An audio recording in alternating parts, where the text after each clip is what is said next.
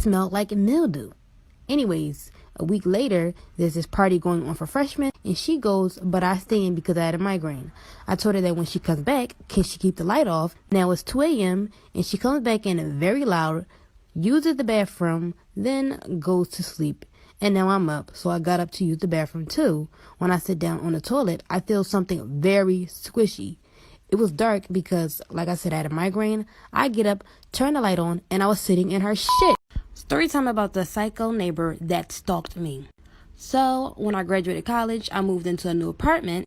When I first got there, I was moving my things in, and my neighbor introduced himself and helped me move a couple of things upstairs. After we had got done, he asked for my number, but I told him I wasn't really looking for a relationship. But he said, let's just swap numbers just in case, a fire happens. So I gave him my number, and I really didn't think nothing of it. Maybe a week later, he starts knocking on my door and giving me gifts just about every day, like teddy bears and flowers. Then maybe about 2 weeks later, I told him to stop because I wasn't really interested in him. So the next day, I wake up to make coffee and take out trash. When I pass my living room, the teddy bear gift that my neighbor gave me makes a click noise. When I quickly rip the teddy bear open, it's a camera inside. Like for Part 2 about the psycho neighbor that stalked me. So, like I said earlier, the teddy bear gift that my neighbor had gave me makes a clicking noise. When I quickly rip the teddy bear open, it's a camera inside, and I go into a panic mode. Out of nowhere, there's a knock on my door, and it's my neighbor. He says, "Good morning, it's me again. You left your trash too close to the curb, so I moved it for you." I realized that my door was still open, so I try to run over and lock the door, but he just opens it. I yell at him, telling him to get out. He closes the door behind him and says, "That's no way to talk to a neighbor." I start backing up. He looks over and sees that I ripped the teddy bear apart. I didn't know what else to do, so I just ran to my room.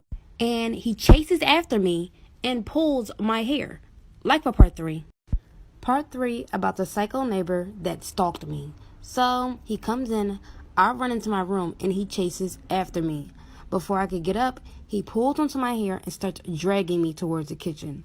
I saw the coffee that I had made earlier, and I was able to pick it up and throw the hot coffee in his face.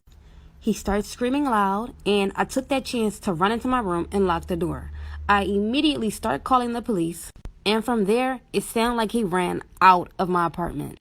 When the cops came, they're doing an investigation, and all the gifts that he gave me all had cameras in them. And when I told them about my neighbor, they did some digging, and come to find out, that man wasn't even my neighbor. He didn't even live at the apartment complex. This is why you should never eat tasty cakes, and why I can't ever look at a coffee cake the same. So a couple years ago, my dad went to my uncle's house to come visit, but he was super hungry. He asked my uncle if